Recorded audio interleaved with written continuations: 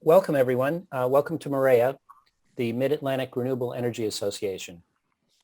MAREA is a 501c3 nonprofit grassroots organization made up of volunteers dedicated to educating and engaging the public and advocating for renewable energy production, energy efficiency, and sustainable living. We encourage you to listen, ask questions, experiment with what you learn, and help others become more sustainable. I'm Phil Jones, and I'm your host tonight. This is our last meeting for the year. We will be back again January 25th. That's the last Tuesday of the month, which is when we have our meetings.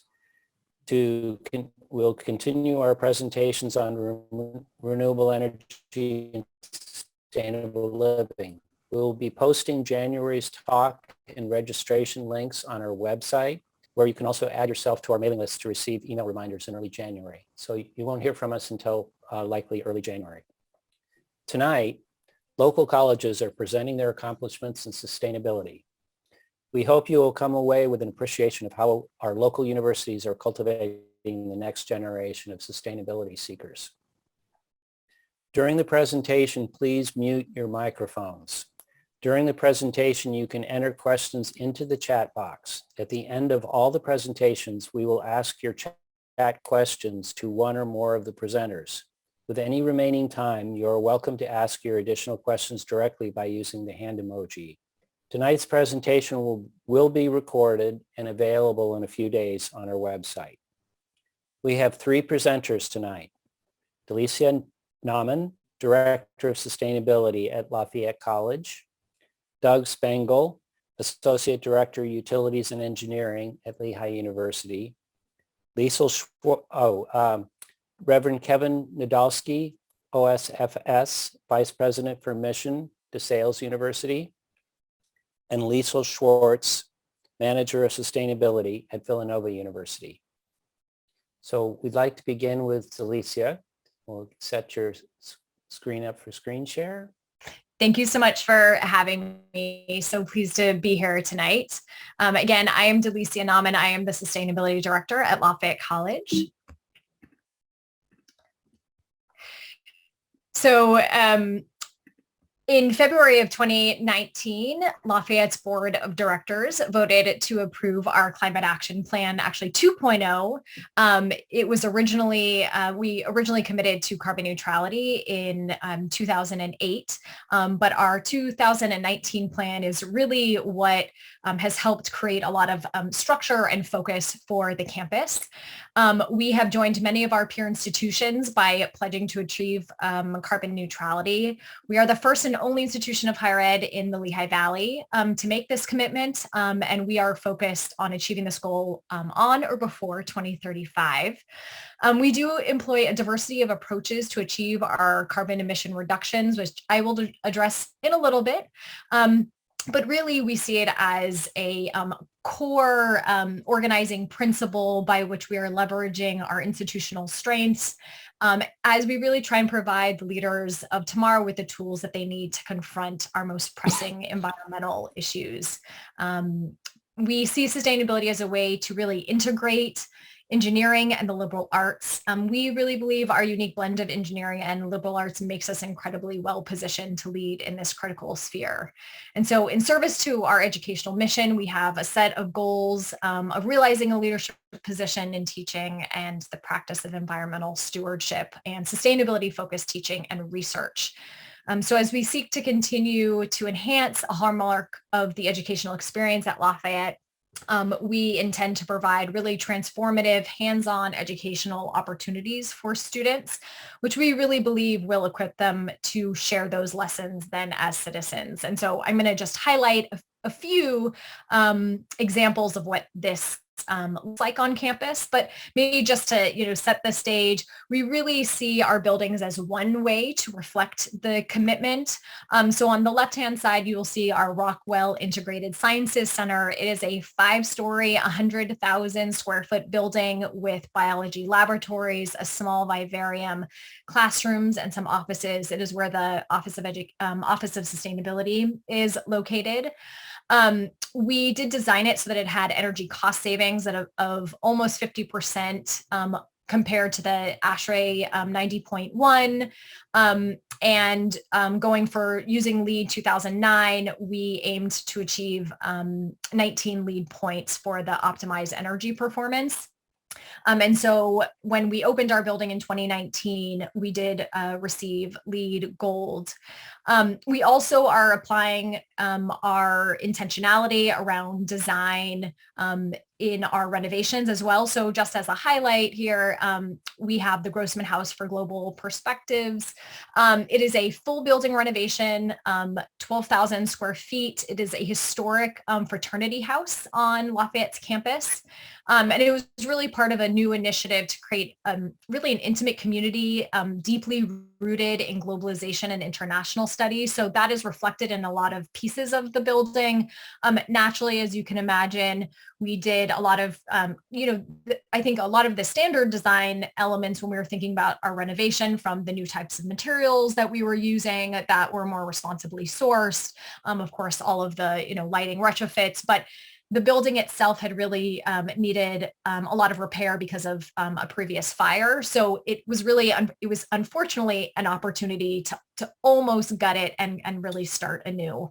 So that really helped us apply a lot of our environmental design standards to a renovation here.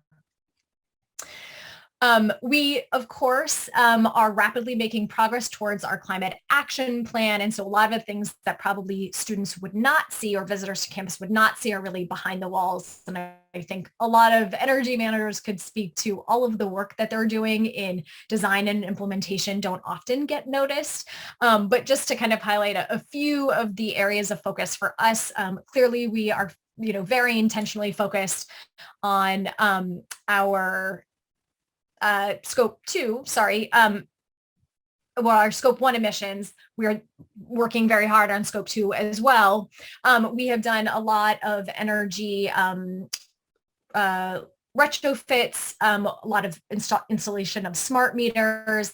We're really working actually to leverage a lot of the data that we are collecting to be a source of information so that students and faculty can actually conduct some research related to some of our efficiency measures. Similarly, aside from our conservation projects, in order to achieve our carbon neutrality goals, we are also just in the process of completing an on-site solar project. This is on top of our Kirby Sports Center, so very visible for visitors, faculty, and staff who come to campus. You can see it from the parking deck where all the visitors park, as really the most visible demonstration, I think, that anyone would see to Lafayette's carbon neutrality commitment. We are expecting any moment to have the final kind of interconnections and sign off from Met Ed to occur. And so far, we are already expecting to have somewhere between 7 to 10 faculty members, many of them in engineering, but not exclusively, interested in the production data and hoping to integrate the array and the education behind our intentions directed towards visitors to be integrated into courses. And so we fund a lot of our energy conservation measures and some other sustainability projects through a green revolving loan that was funded by our board of trustees.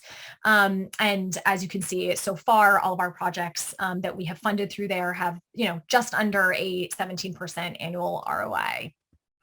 I will touch on this, but I think Doug from Lehigh University that will follow me will be able to also answer a lot of questions that folks may have here.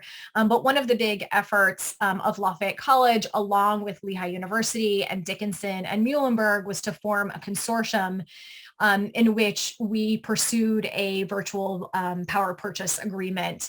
So these efforts have been occurring. The collaboration has been occurring for a number of years. We were looking for a developer that was willing to sign a 15-year term length. We were interested in only being part of efforts in which new clean energy was going to be produced rather than signing on to an already existing project. We are focused on a project in Texas, and really as a set of institutions of higher ed are focus, in addition to kind of the economic benefits to our colleges, was also the educational and research opportunities that were coming along with some of the negotiations. So we're really thrilled about this consortium effort. And we are the only consortium of unaffiliated institutions of higher ed in the US to have signed such an agreement. I do just want to point out something that I spoke to at the beginning of the presentation, but really where we see our biggest strengths is not just on this journey towards carbon neutrality and all the operational foci that requires and the implementation that it requires, but really the ways in which we can embed our efforts into the teaching and learning environment. So just a few examples, some on the energy side and on the engineering side are listed here. As we, aim for carbon neutrality, we are bringing our students into figuring out how to do, switches in sources of fuel, for example, or energy for our tractor at our 3-acre farm called La Farm. So we have students that are literally converting our gas or our diesel tractor, gas tractor, into an all-electric tractor that will have a battery at La Farm. We have a number of engineering faculty that year after year are working to implement infrastructural projects at La Farm.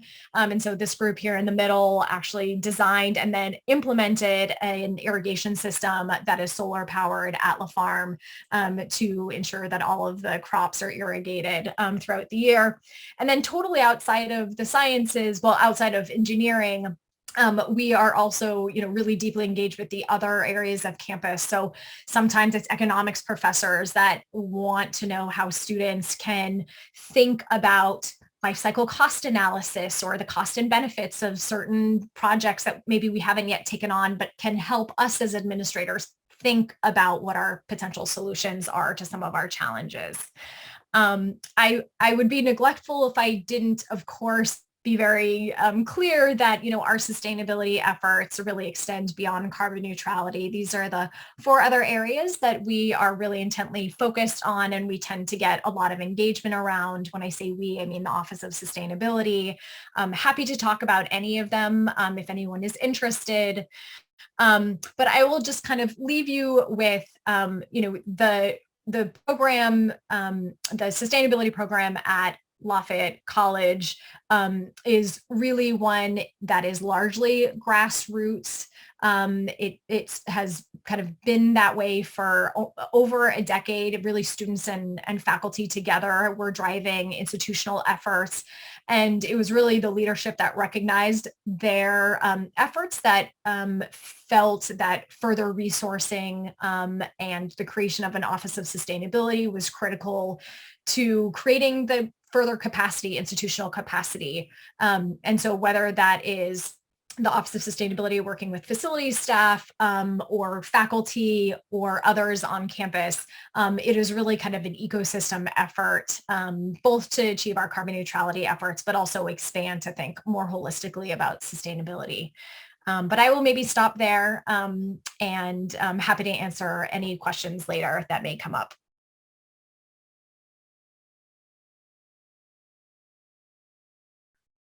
Okay, Doug. Thank you, Delicia. Thank you very much. Hello, everyone. My name is Doug Spengel at Lehigh University. I'm actually in the facilities department as opposed to the sustainability department. So a lot of the slides I have here prepared for you are about our Office of Sustainability's plans, but unfortunately our sustainability team was not available this evening, so I'm filling in.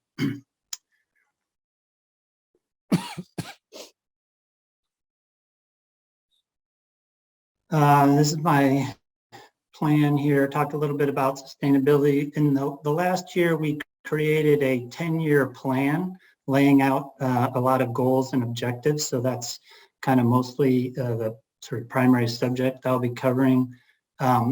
We did a separate climate action planning strategy beyond what the sustainability plan had laid out. And then I'll talk a little bit about energy efficiency and renewable energy, which is the things that I normally work on. Our office has a vision and mission listed here. I think this is probably pretty typical of what most universities would lay out, how they're integrating sustainability activities into the curriculum, training the next generation of sustainable leaders. Similar to what Delicia had presented, Lehigh has also been given some sustainability awards. For many years, we were what's called a STARS Silver rating. This is a platform that a trade association runs where all universities are eligible to sort of put their statistics in there, and you get a rating. And it took many years, but we finally just recently moved up from a silver level to a gold level. And partly as a result of that, the U.S. Department of Education also recently gave us an award. The strategic plan that we laid out, this is actually the third plan that Lehigh has created. The other two sort of covered 5-year periods, and this time we decided to create a slightly longer one covering a 10-year period. We came up with 113 separate goals. That's a lot to list, so we kind of grouped them into 6 focus areas. But these are the sort of plans, goals, objectives that we now have for ourselves for the next, I guess we're well into the first year at this point, so 9 more years. This effort took more than a year. There was comparing ourselves to other peer institutions, figuring out sort of where we stand and where we wanted to advance to. This mostly happened prior to COVID, so we did have campus meetings where students, faculty, and staff were all gathered to discuss and contribute their own ideas. We tapped into our alumni network and found some alumni working in the sustainability field to give us some direction. And then ultimately, the group working on this took all this information and put it together into this plan that was issued about a year ago. Here are the 6 different focus areas, and I have a sort of follow-up slide about each one of these individually. Lehigh does have a strong partnership with the United Nations. So in this plan, we decided to take all of our 113 individual sort of campus related goals and kind of map them and relate them to the 17 UN Sustainable Development Goals. Each year we have a lot of students that participate in programs with the UN Environment Program. Here are the 17 different UN Sustainability Goal areas. And again, we kind of mapped all of ours against one of these. So we're trying to teach students not only kind of what they can do locally at our level, but sort of how that kind of impacts the same kinds of objectives that the global community has. Focusing in on one of those 6 areas now, climate action. Lehigh does not have a completed climate action plan at the moment. We have a strategy, but it hasn't been sort of formalized into a document yet.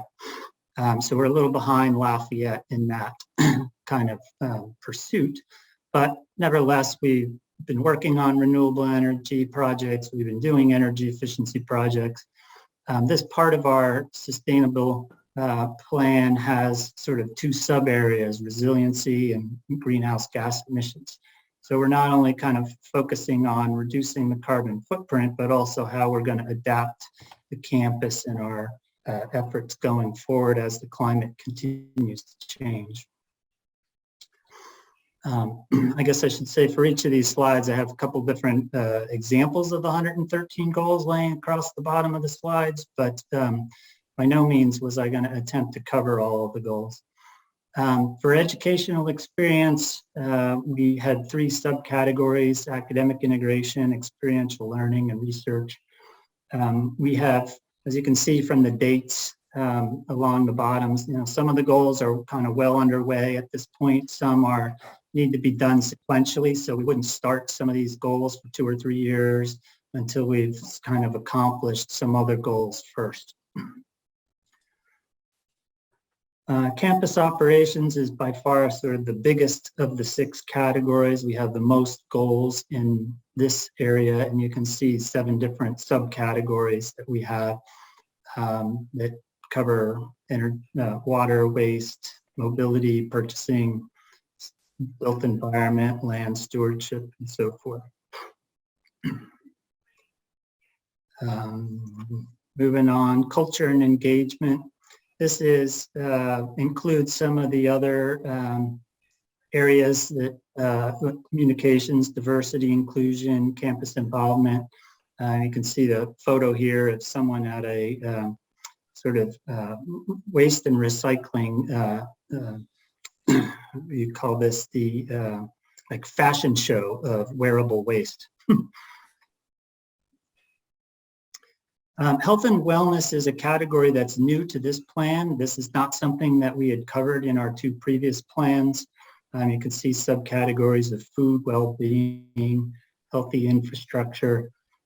This relates in particular to a building that we have under construction now. In the last 2 years, Lehigh opened a 5th college, a College of Health.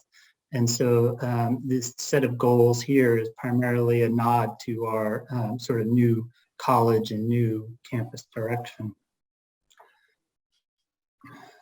Focused leadership is the 6th and final category. This is mostly, these goals in these 4 subcategories are mostly aimed at sort of improving our stature over time, over the next 10 years. So you can see down in the lower right-hand corner, now that we've just recently accomplished our STARS Gold rating, now we're thinking about how we're going to get to the next level, platinum, within the next 9 years. So I mentioned, climate action.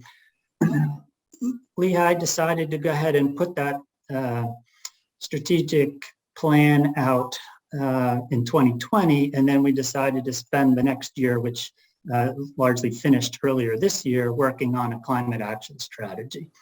And there was intent to aim for carbon neutrality by 2040 as a target date. And we were expecting to go to our board of trustees a couple weeks ago, actually, and sort of get this climate action strategy sort of approved and formalized and underway. But in the meantime, we had a new president arrive, and he had somewhat of a different plan. So we still have a climate action strategy outlined. We just don't have that board approval that we were looking for yet. These other organizations, some of which are within Lehigh, are different groups that helped lay out the strategy. Lehigh has been on a sort of construction binge lately. We've used to have sort of one new building every 4 or 5 years, and now we're basically turning out a new building every year recently. I listed here some of the common characteristics that we are seeing in a lot of these new buildings. Lehigh does have a LEED silver certification as a minimum requirement for our new construction. Typically, we've achieved the gold status, so it's one status better. But nevertheless, some of our buildings may still come out at the LEED silver level. For our College of Health building that is under construction now, we decided to get a Fitwell rating as well. So LEED focuses more on sort of how the building is built and how it operates. Fitwell is a little bit more about the programming in the building, how the people and the activities function once the building is up and running. Some of the other things you can see here, you're looking at a picture of a green roof on one of our new dormitories. So in addition to kind of focus on energy reduction and being more energy efficient, a lot of the new features relate to stormwater management, not using irrigation water, things like this that are sort of outside. Some of the things we're doing in our existing building stock, it's nice to have a new building once in a while, but we have 106 old buildings too. So we are in the process of converting the whole entire campus over to LED lights. We've been doing about half a dozen buildings per year for the last 2 years. We have a couple buildings underway right now. We're in the midst of that process. So rather than coming and sort of doing the whole campus at once, we've been just doing a few buildings per year. And you can see here some of the savings that we've achieved so far. We also have been doing energy efficiency projects similar to some of the ones that Delicia had mentioned that Lafayette is doing. Things like adding variable frequency drives, reprogramming, building automation systems. One thing that we did, which we think is fairly unique in higher ed, is a lot of emergency generators use electric resistance heating, and we put in a heat pump system, which makes that much more efficient at a number of buildings. So Delicia had also touched on this, renewable solar energy projects. The picture shown here is not of our campus or of the project that we had been working with the other colleges on. It's just sort of an example photo, but we have in mind putting on our campus a solar project in the next year of roughly the size of the array shown in this photo. So we're expecting to put a little over 2 megawatt of a system on our own campus. And between the power that system would produce plus the amount that we have previously contracted for offsite would offset 100% of our current electricity use a little more than a year from now when those projects become operational. So with that, I will stop and we can move on to the next presenter. Great. Reverend Kevin, would you like to? Absolutely. Let me just share my screen here. Okay, great. Okay, great.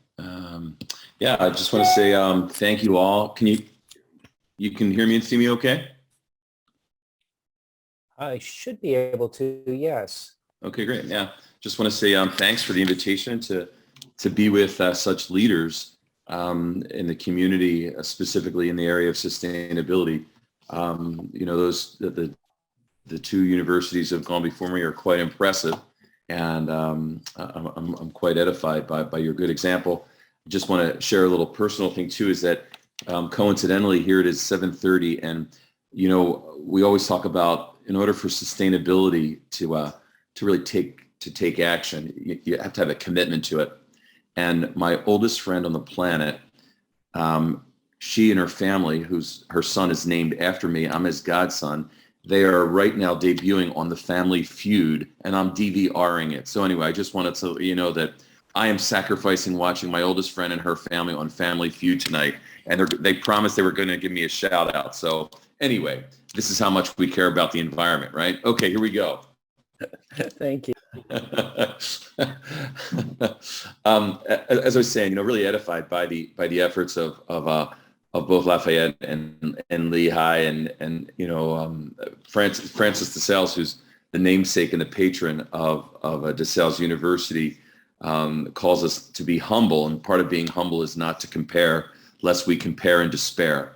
So in the spirit of putting ourselves forward, since we were invited, just want to kind of frame our sustainability efforts in two ways: pre-COVID and post-COVID. My position as the vice president of mission is new, and I got here 4 years ago, and we realized that we really didn't have much of a sustainability program. So we were quick to try to get some things going, and I'm using the word idiosyncratic because we just kind of, you know, grassroots it, quite frankly, right?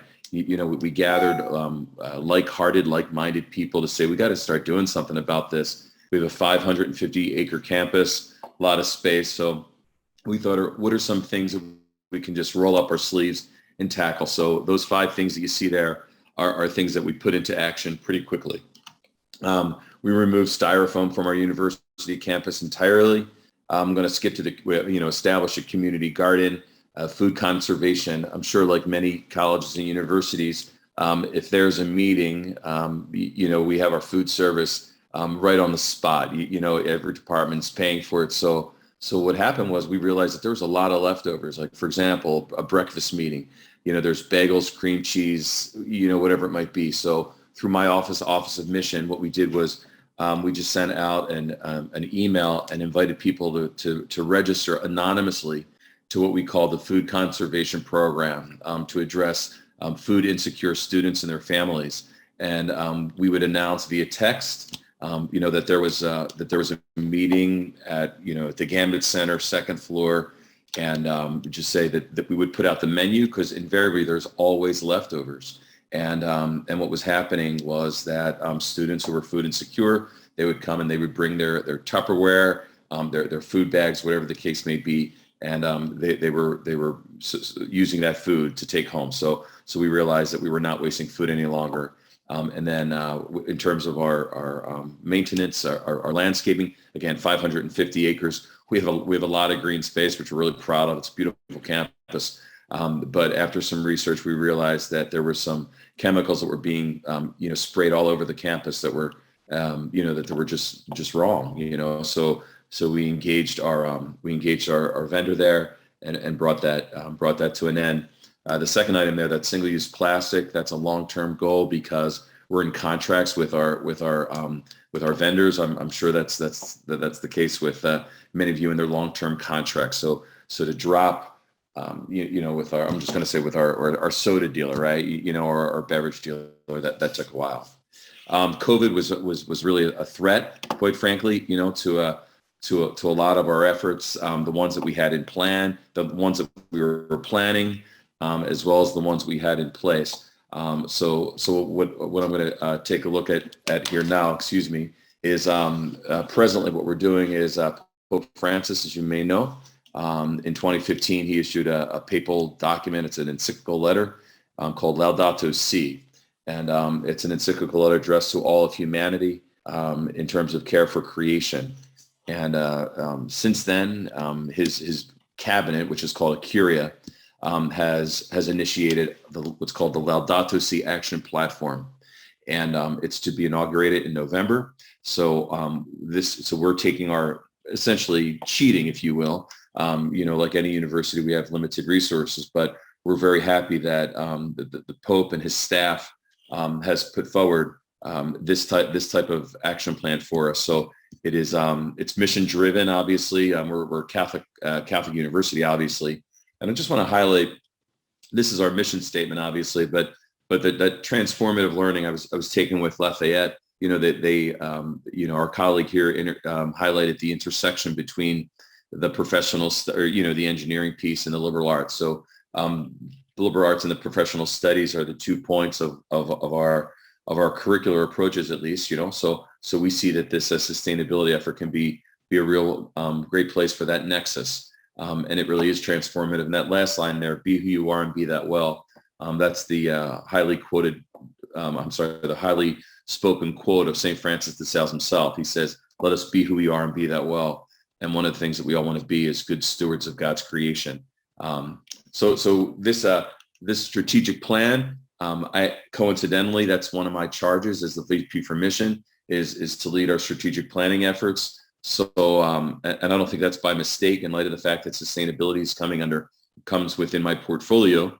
So the sustainability efforts are going to be for the first time integrated into our strategic plan, and they're going to fall across these 7 areas. So what the Pope has done, or his staff, quite frankly, has dimensionalized the way in which we as a Catholic institution, and quite frankly, I don't think none of these is uniquely Catholic or Christian for that matter, but nonetheless, this is the way they come to us. And herein is the way in which I'll try to discuss some of the things that we've been about. First one is the response to the cry of the earth. These are biblical in nature in terms of they come from the Psalms, the cry of the poor and the cry of the earth from the Hebrew scriptures. Presently, we have RFPs in for a solar farm on our campus. So we're looking at doing that, and And that specifically goes to, again, to the response for the cry of the earth. We're going to be installing electric vehicle stations with canopies in the hopes that one of the attractions when our students are going to be buying new cars, it's going to give them, a good parking spot on campus, obviously. But in addition to that, it's going to incentivize it just by virtue of we're not going to charge our students for their refueling, if you will, in terms of their recharging with the electricity. We just worked with a donor, got a $100,000 donation to plant 1,000 trees on our campus. And the trees that we're planting are going to be indigenous to the Lenni Lenape Native American community that once occupied the land of DeSales University here in Center Valley, Pennsylvania. Pope Francis, in the same document, Laudato Si, highlighted the essential dimension of honoring the lands on which indigenous communities once lived. And if they do not live there any longer, that because of our respect for them and also for their history and the sacred memory that we hold those who have gone before us, marked with the sign of faith, that we honor their heritage. So in terms of hearing the cry of the earth, we're going to have 1,000 trees that are, that are endemic to the Lenni Lenape people. We've also launched through our diversity, equity, and inclusion task. It's a university community now. We now have an indigenous community, indigenous people statement that honors at every turn the people of the Lenni Lenape, folks who occupied the land before we did so. In terms of the response to the cry of the poor, which is the second element here on the Laudato Si action platform, there's a big call, as you can imagine, for WASH services. That's water, sanitation, and hygiene. And so in terms of honoring our indigenous people, our community service and advocacy department is trying to work with laundry services for poor people who are in the Allentown, Bethlehem, and Easton areas, that can be part of our service learning and education. And we have a pretty strong outreach. We're developing a strong outreach, I should say, to the larger community, those people who are not directly connected to DeSales University, but specifically people who are retired, who would want to just kind of roll up their sleeves, whether it's through the community gardening or other sustainable projects. Because one of the things that the Pope is calling for is that we're sharing resources and wisdom by learning from our elders. So we have, I believe, 2 or 3 folks on our faculty who are very veteran faculty members who have since retired, and having them commit through their professor emeritus status to serving on the green team and sustainability, so as to work with subsequent generations here on campus.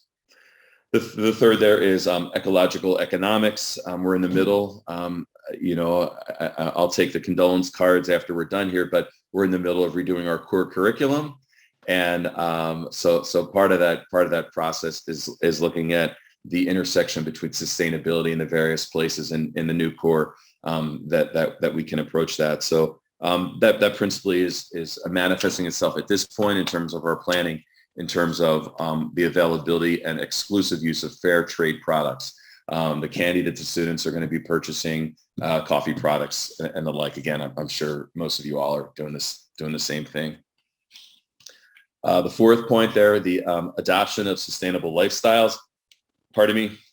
We outsource, I suppose, again, like many university campuses, we outsource our food service to Sodexo. So we are in very active conversations with them. In fact, the chief officer of Sodexo for our campus sits on our green team, because so much of the so much of the products and the behaviors that go through our food service impact sustainability. So right now, for example, we're actively engaged in terms of how they can help us facilitate a composting, university-wide composting process. And what we've done is we're in the process of training our students whom they hire to be the ones who are going to be working in the composting area, so as to have a sustainable lifestyle, and also to teach them to do so. We've also included on our admissions applications for all incoming first-year students their willingness to participate in a sustainable lifestyle, specifically living in sustainable residence halls. Now, we can't guarantee that, that every last behavior once they join our university community is going to be, evergreen, for lack of a better expression. But we would like to think that by engaging them pre-admission, literally on their application to the university itself, it raises their awareness and raises the value that this is something that we take seriously, so that when they do come to the university and become a community member, that that they're going to be asked to cooperate and to participate in behaviors that align with the Laudato Si action plan. The one area that the fifth one you would think for a university would be the easiest, but not so much, right? Ecological education. I did mention that we're having the core, but in light of the, how can I say this politely, as a faculty member, in addition to being an administrator, the autonomy that our university professors and the faculty have is very, very strong, as you can imagine. So while we're trying to energize and exhort our faculty at every turn to integrate ecological educational values into various curricula, from business to the liberal arts, certainly to the sciences, and it really is it's faculty member to faculty member, but nevertheless, we're not giving up, right? We're having a good number of conversations faculty-wide, and also providing some continuing ed resources to make it a little bit easier for our faculty colleagues to be bringing this to our students. The next to the last one there is an ecological spirituality. Quite frankly, I think this is among the easier ones, given the fact that we're a faith-based school. Like every university or college campus, I call it, a first-year orientation. I call it a cruise ship on land. Those first 3 or 4 days of those students. I mean, God Almighty, it's just literally, it's like a cruise ship on land, right? But it concludes. We break them down into, we call them pods. But every student participates in a tree planting prayer service, so as to at one of the very first things that they participate as a university undergrad here at DeSales is something that involves the earth, and obviously involves spirituality, involves prayer. And it's one of the more popular things among the orientation processes, that they think it's really cool. And then we've been doing it now, I think 3 or 4 years, and they know where their tree is, right? So they, I've been walking with some students, like, hey, that's my tree, Father, So they take some pride in that. So I think the hands-on process is pretty strong, and they seem to really appreciate that. And then finally, community engagement, participatory action, and again, I've been working with a Congresswoman, Susan Wild. We hosted an environmental sustainability panel right before COVID. We were planning to do another one during COVID. So, we've been pretty open in terms of, bringing folks in, and even in using our community service, our conference services, our conference services, and even, at pretty cut rate, because if this is the message that folks are going to be coming to our community for conferences and things like that, we want to get the word out. So, so there's some of the things that we're about here at DeSales University. Really grateful to the work of our leaders there in Rome, and the way in which the mission of Pope Francis is really inspiring us. Thank you, Kevin. And you're welcome. To remind you, you also hosted for many years the Energy Path workshop in the summer, which many of us have participated in. Okay. Thank you very much. Liesel, you're up. Thank you, Kevin.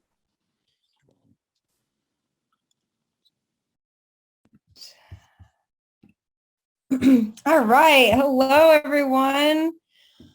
So I'm excited and honored to be wrapping up this amazing panel of many of my peers. It's lovely to see all of you and hear updates on all the work that you've been doing. I hope to keep this informative and brief so we have plenty of time for Q&A.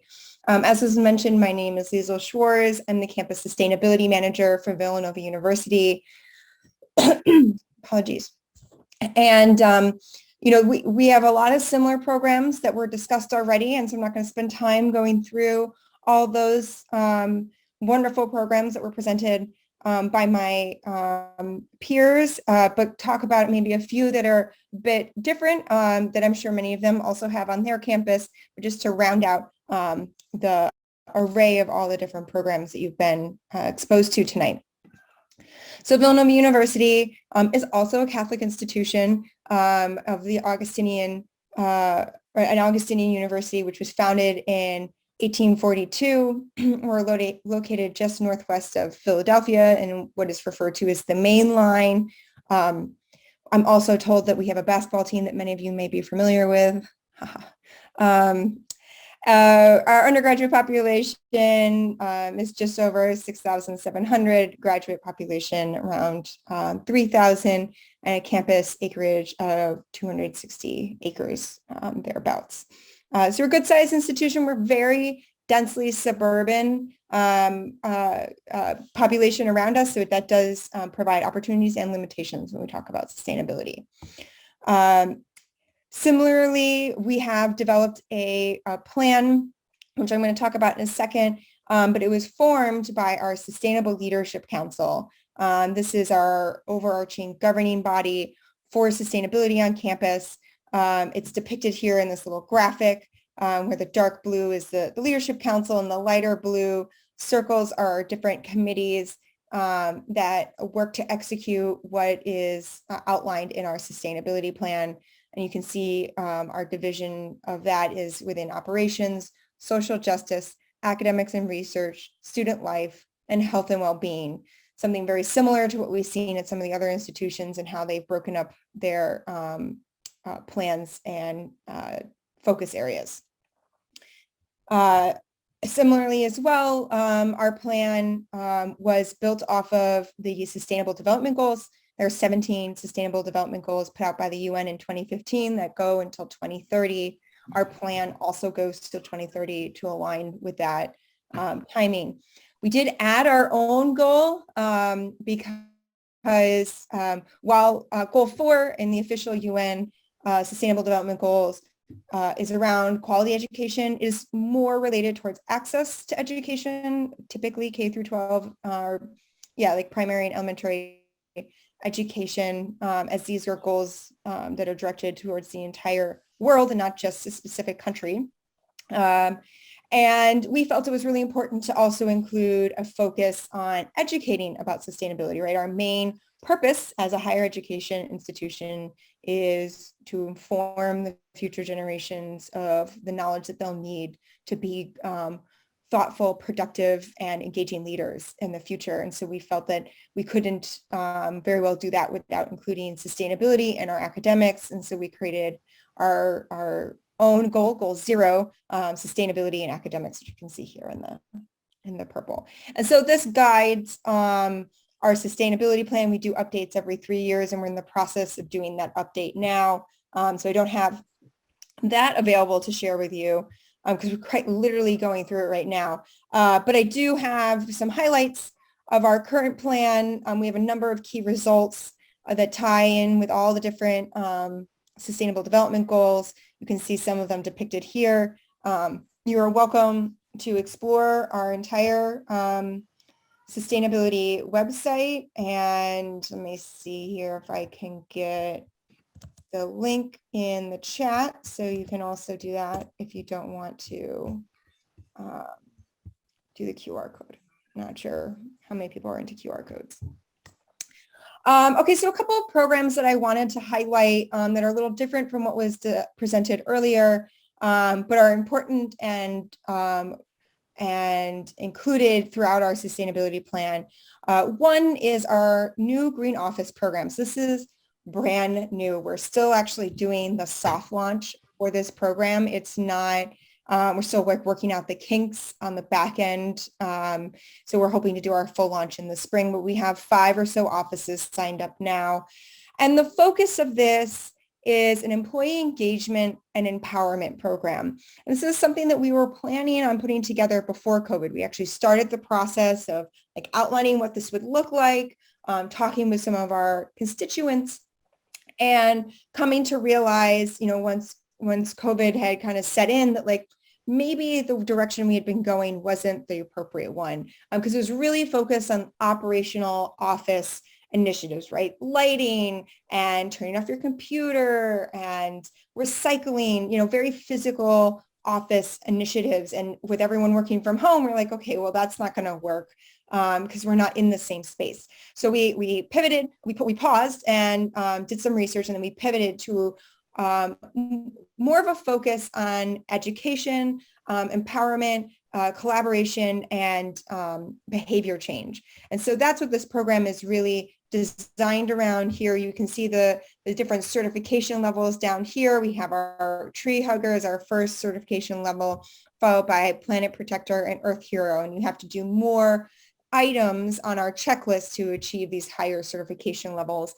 But as I mentioned, an employee engagement program run through our office that allows self-defined groups at Villanova to certify as a green office and decrease their environmental impact. And so, in a bulleted form, our main goals of this program is, I'll read these in a second, but I think what's important is, there's one of me, right? Some of our universities that spoke earlier have a couple of people in their office, and that's amazing. And some, don't really have necessarily a head of sustainability, and that's also challenging. And I commiserate with you. And so I'm in the middle, and then there's just one of me, and I have fantastic interns that are fantastic and allow me to get all this work done.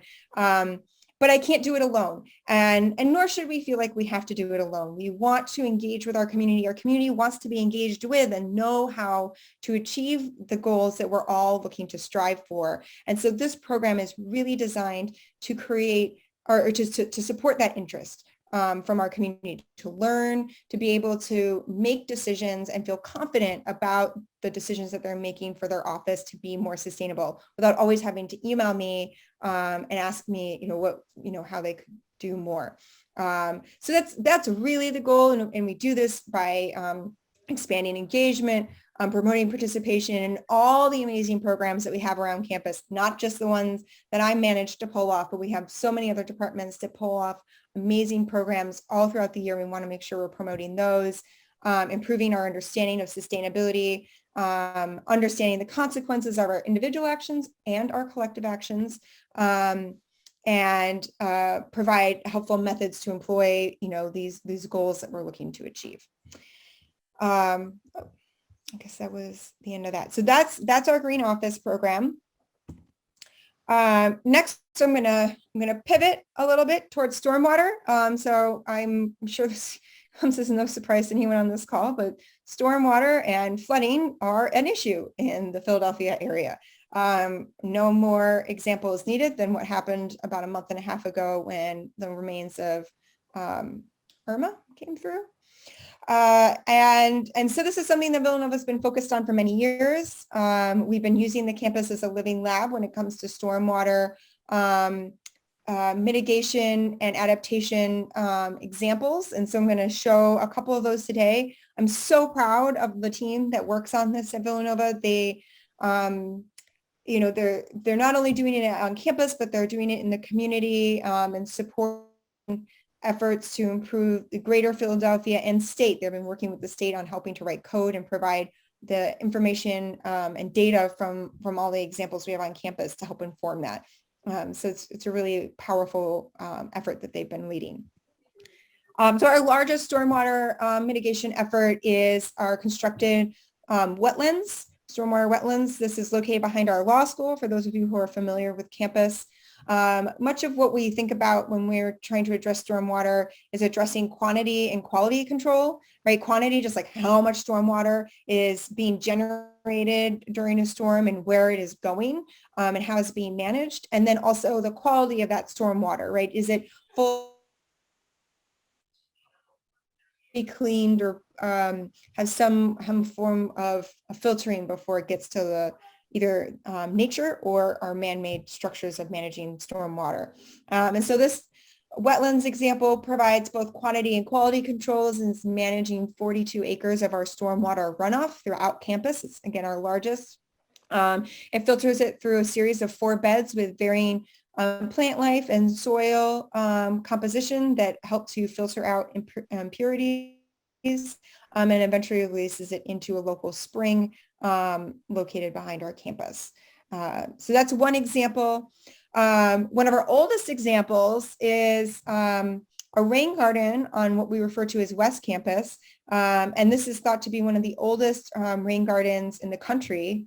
It was built in the early 2000s. And it collects stormwater runoff from a large parking area on that part of campus. You can kind of see down here, the area that is collected. I apologize, these pictures aren't fantastic, but you can kind of get the sense of it. And so this is one that's been, old, as I mentioned, one of the oldest, and so we have, now decades of data on this facility, so we can really see how these systems hold up over time. We've since installed dozens of rain gardens throughout campus, some of which are located on our newest development, an area that used to be this 9-acre surface parking lot that had 0 stormwater mitigation efforts. This is one big piece of concrete.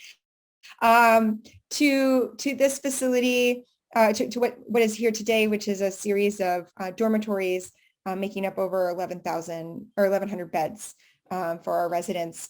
It includes 10 rain gardens, 2 cisterns,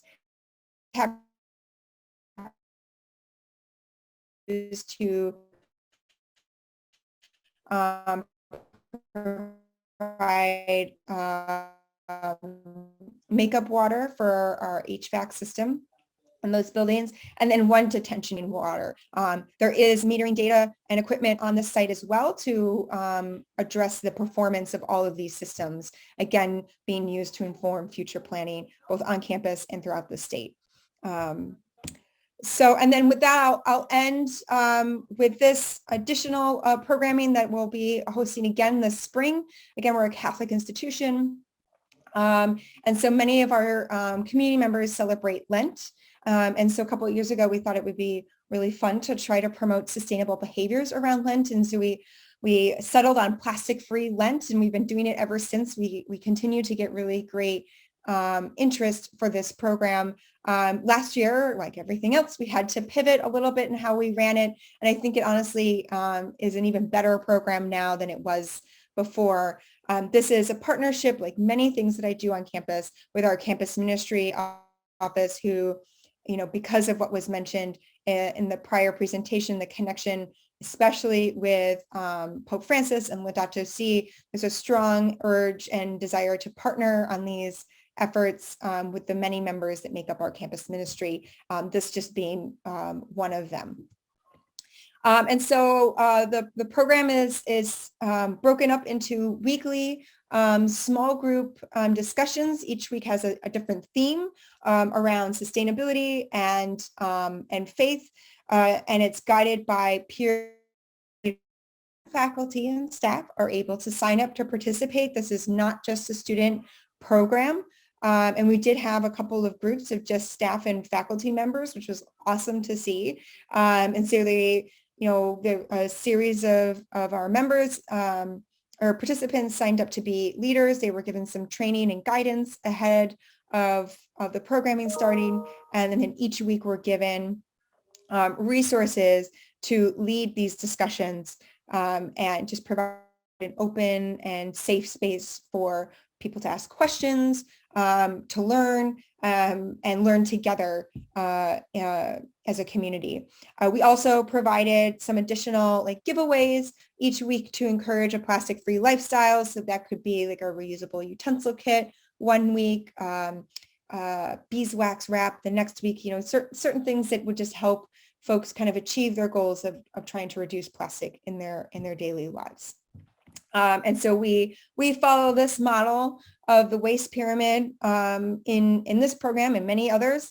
I like to say reduce, reuse, and then recycle. They're in order for a reason. And I think our students in particular, but many like to focus on recycling and forget that the other two R's exist, but they're really, really important and we really need to focus on those. So this program, as well as many others, try to highlight that.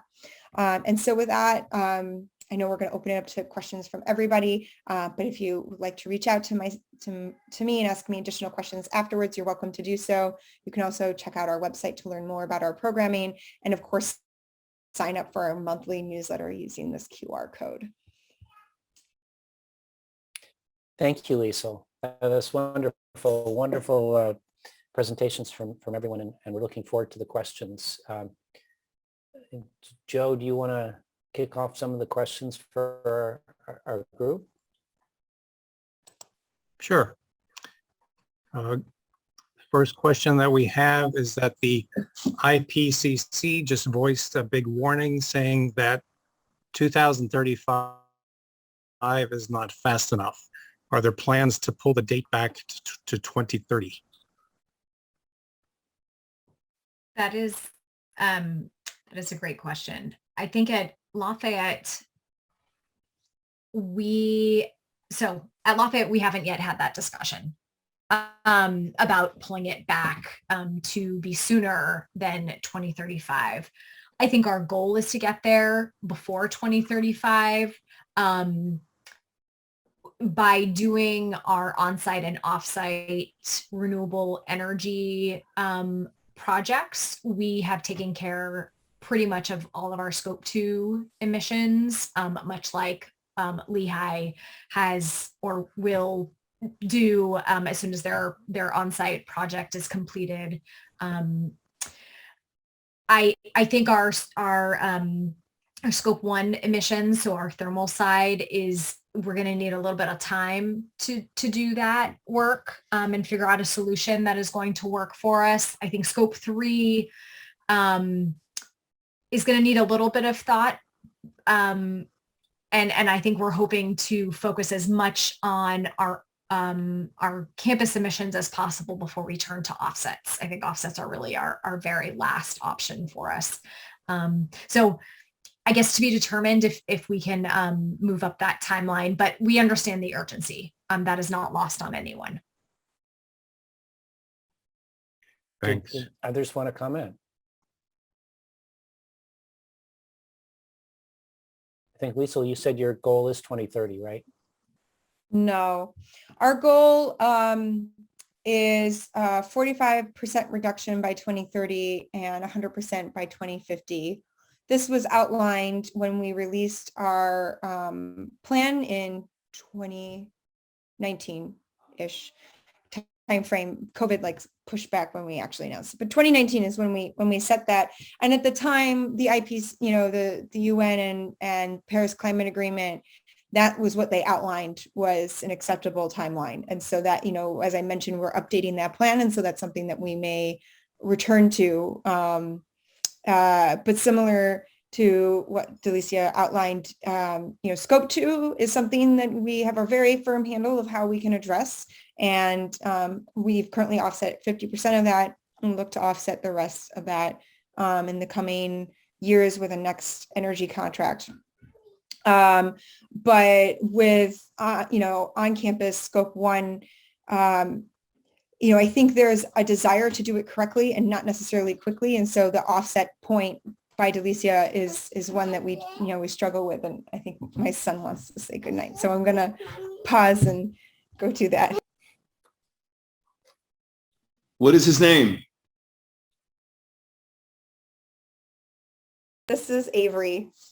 He's wearing his new pajamas. How's it going, Avery? Avery, can you say hi? Hi. Hi. That's awesome. I know I couldn't have planned that if I wanted to. You showing them the Legos? Yeah, Avery's obsessed with his Legos. All right, buddy. Let's say night-night. Good job, Dad. Very good. So the next question is for the Lafayette, Delicia. what were the biggest challenges, obstacles of the Grossman House retrofit project? Was it I'll let you, so that's the question. Yeah, it's a great question. Unfortunately, I joined Lafayette after the project was completed, so I don't really have any intimate knowledge of the challenges.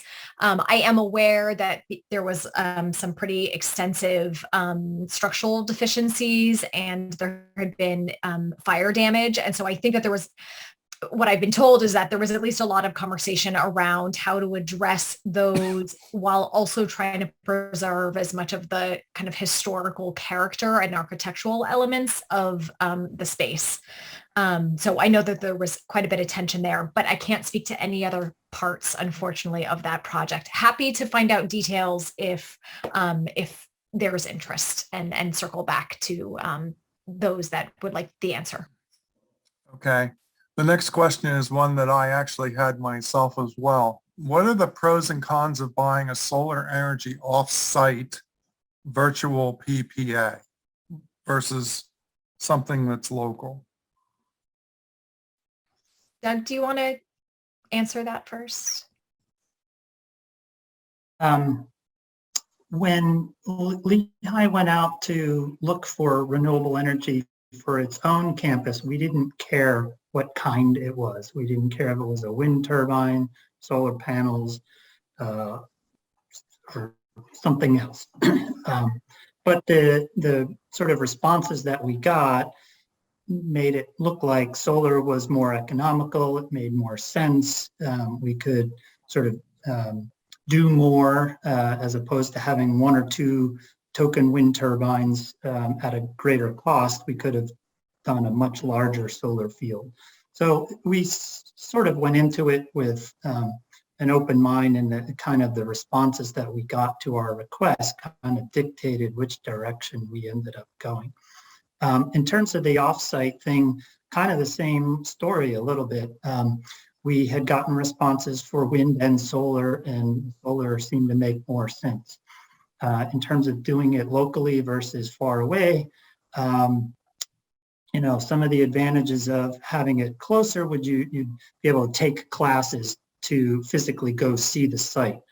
But for us, the sort of more economical approach was to buy it from another part of the country instead of locally. And some of that is just the timing of when we went out for bids versus sort of what projects might be available if we were in the market now. So can I follow up on that? The ERCOT, that runs the utilities in Texas, right? Yes. So are they involved in this virtual PPA? So not directly, but they do govern it somewhat indirectly.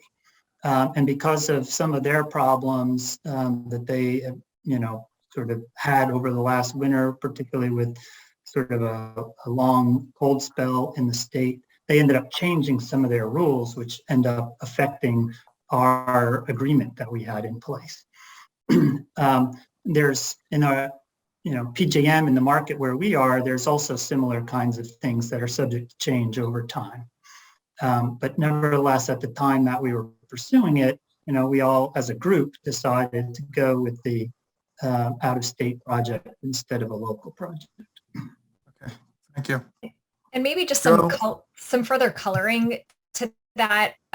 One factor that as a consortium we didn't really think about until we got down to kind of our more serious list of finalists was and really looking at where the projects were located and the economics of those different proposals was really the embedded carbon. And at least at Lafayette, I was at Lehigh for the beginning of this process as their sustainability officer. And then I went to Lafayette for like the second half of this entire process. And so I only have kind of split knowledge. But at Lafayette, when I went in, faculty were very dead set on having a project in PJM. And then we ended up having a conversation about embedded carbon.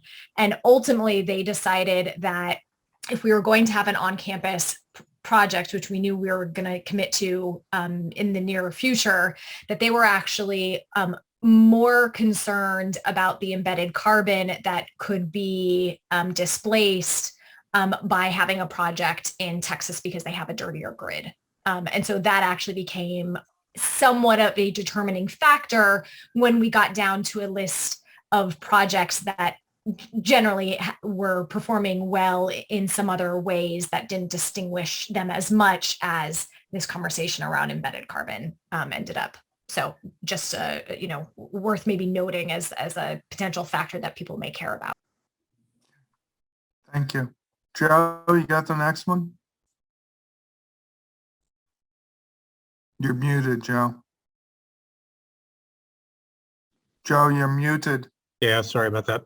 I was just scanning through the chat list, and one of the questions that I actually had is pertains to the green roof, and I think that was a project at Lehigh where they showed a picture in one of the slides of a green roof.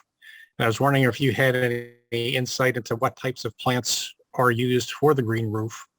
I'd worked at a facility in Allentown at one of the PPL buildings that had a green roof, and I don't recall what types of plants that were on that roof. But I knew it was fascinating. I just can't remember what was used. So I'm not 100% sure of what plants I was showing in the picture that I showed, but usually it's some form of sedum. It's also usually sort of something that doesn't need a lot of water. You irrigate those roofs to get them started, but then you hope to never have to water them again after the first year. And it's also usually something native to the surroundings. So if there's sort of a native sedum versus a not native sedum. Thank you. Joe, if I might add to that, not to change the answer on the plants, I'm sure it was sedum, and that's what ours has as well. But as another example of stormwater, I just didn't include it because there's too many. But I think it's really cool what our engineering department's done. We have a small green roof on our engineering building, and it's been there for a number of years. And we did sometimes have to go out and water it, right? Because it just, we get like those really, really hot, dry periods in the summer. And so as a continuation of that example of a living lab, they actually installed a tank to collect stormwater runoff from other parts of the roof that weren't covered by the green roof, right? The rest of the roof that has the mechanical systems and all the other fun stuff on there, making it challenging to kind of manage the stormwater in other ways. We collect the rainwater there. There's a sensor in the green roof medium that can sense its saturation level, moisture saturation level, and it's also connected to the weather station to know when rain is projected or not projected to come. And so when it's dry and rain isn't projected, it releases the water from the rest of the roof. Many of our examples are meant to stress the system, see how far we can push it. And so this is an example where we're stressing the system, but also it helps with the watering problem. Interesting. Thank you.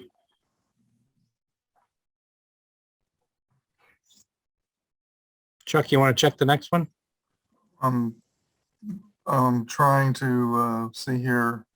Delicia, the Rockwell project utilized lead bird collision deterrence pilot credit. Could you expand on that and the results that you are seeing? Sure. So Rockwell was one of the buildings that in particular had a lot of glass. And so it I think would have normally been a credit that would have been considered, but we have some faculty whose research is specifically related to avian ecology and very interested in ecosystem, regenerative ecosystems within the built environment. And so that became a more serious area of focus for us. So we, on Rockwell, there are, I believe there are dots actually, etched dots in our glass in a number of locations on the building. We estimate that it's probably reduced our bird collisions, not just on that building, but some other buildings that we have since applied the FRIT to, such as our library and our engineering building and a few others, by about 96%. Now, we didn't necessarily take a huge baseline prior because we wanted to take action as quickly as possible. But we see that our reduction in bird collisions is actually fairly close to some of the research that is out there in terms of the benefits of putting up FRIT on big glass areas. I don't know if that fully answers your question, but hopefully that's a start. Okay, we don't have any additional questions in the chat. I have one for Reverend Kevin regarding the cooperation with Sodexo. I wondered how well they've been, how receptive they've been to your movements towards trying to make the food provisions more sustainable, particularly with the packaging. Sure. Yeah, I would say that it's been a process. You know, I mean, they're clearly a for-profit group. So they're, and the manager who's assigned to us is definitely, you know, he realizes the incentives that accelerate his own career and salary. And I certainly get that and I appreciate that. But I think there's a bigger picture, and I think it's my word is it's been a process of conversion.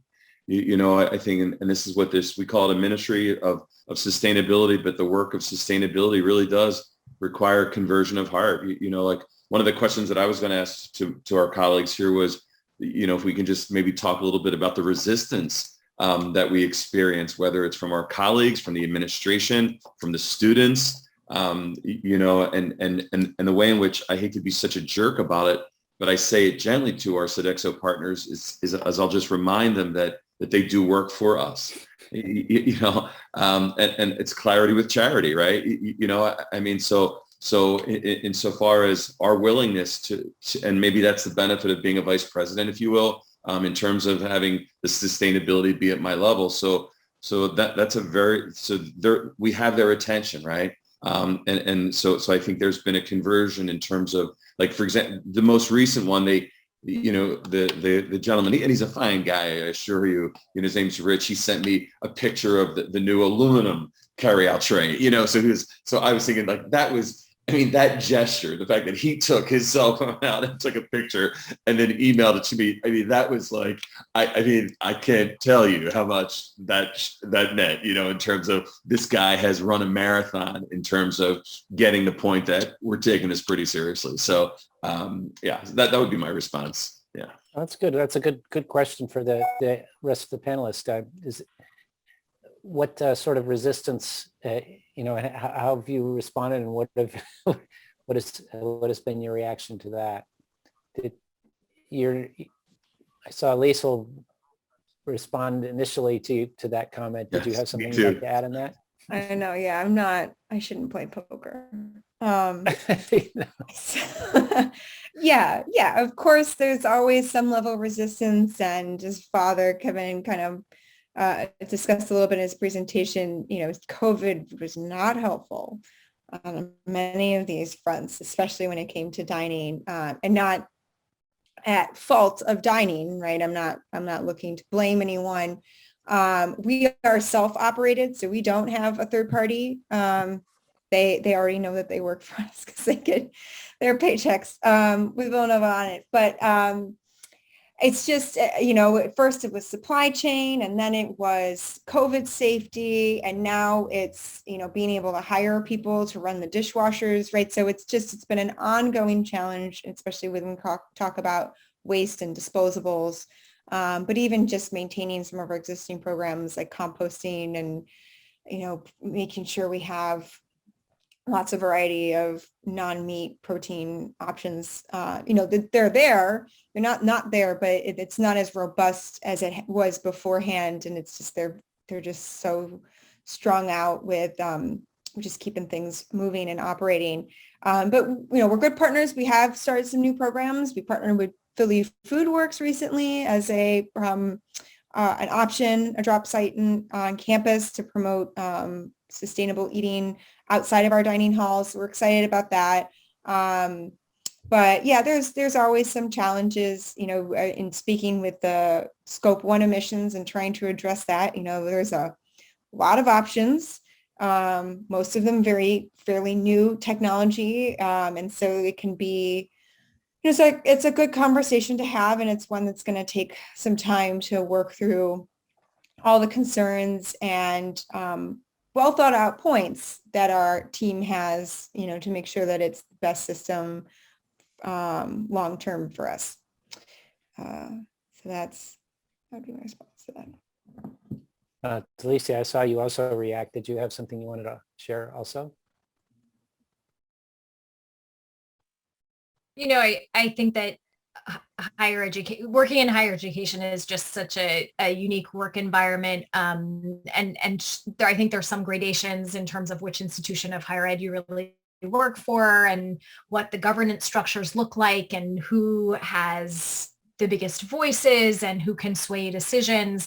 I think ultimately, if we think of our customers as the students, I think the biggest challenge that exists are students seeing a disconnect between their values, what the school says they are committing to when it comes to sustainability, and then what they're seeing. And I think our jobs is to try and institutionally, systematically close that gap between the values of the institution and the lived and academic experiences. I think it's somewhat easier to do on the operational side in many ways. I think it could be a little bit more challenging on the academic side to Father Kevin's point earlier, which is really that faculty, for the most part at almost every institution of higher ed, they really are the drivers of the content. And so the question for people in our position is, how are you incentivizing and engaging faculty to integrate the content that are going to prepare students for the future that we need, that is not confrontational. And I think you can carry that same approach over to staff, but it's different power dynamics. And so I have similarly to what Father Kevin discussed and Liesel, we see that within our contract vendors and other operations staff. But I think there's a longer term game here when it comes to the education of the students and preparing them to graduate and enter a world that they need to greatly shape differently than the path that we're on. Oh, excellent. Doug, I think it'd be very interesting to hear from the facilities perspective. You've been more on the technical side. What kind of resistance have you seen in your programs?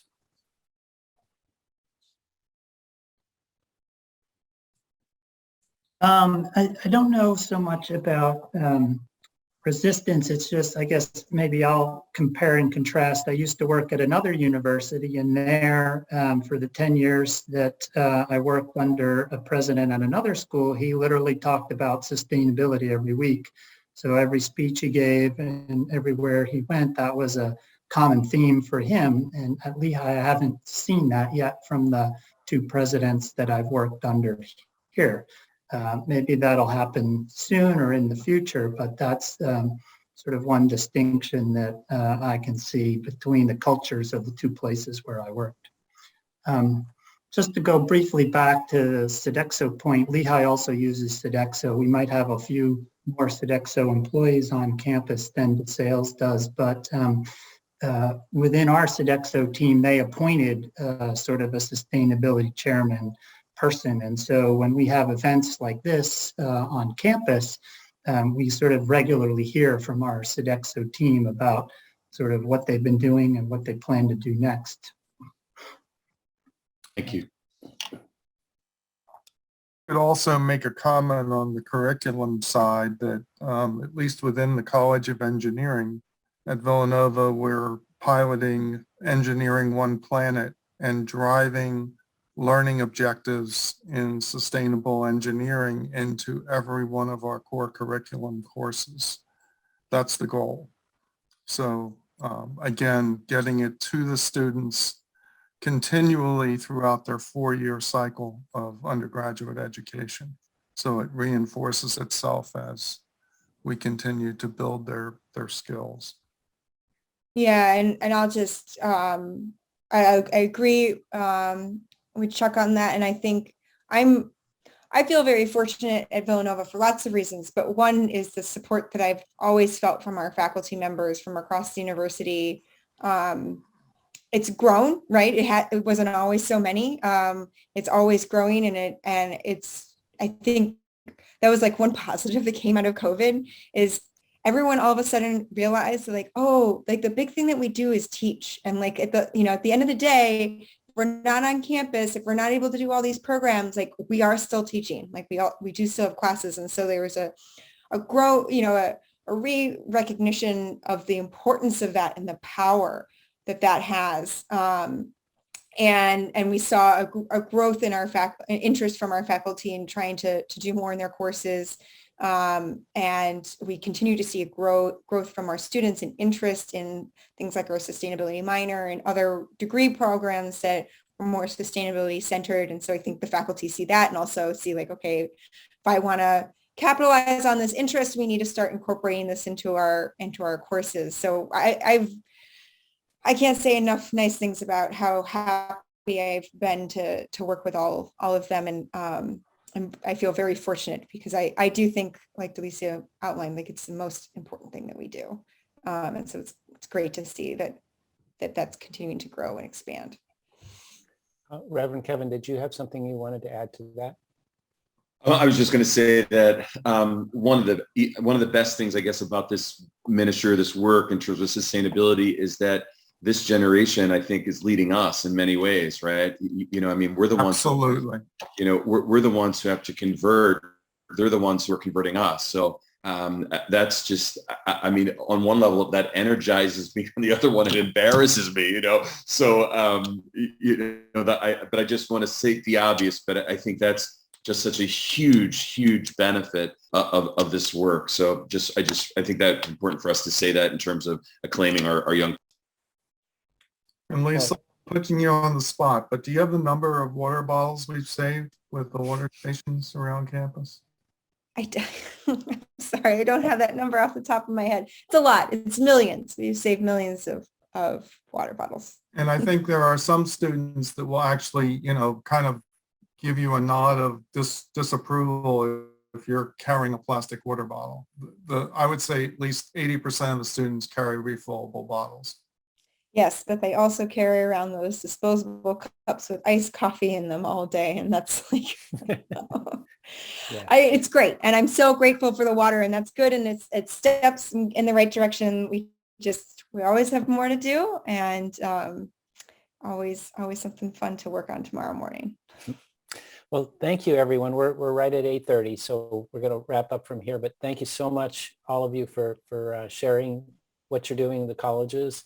And it's wonderful to hear from our community, which is not so directly involved with the colleges, but this is something we have great interest in, and it's a wonderful opportunity to get a view of what you're doing and the work that you're doing. So thank you all very, very much, and we look forward to seeing everyone back in January for our next presentation. Thanks, Phil. Thank you, colleagues. Blessings. Bye-bye.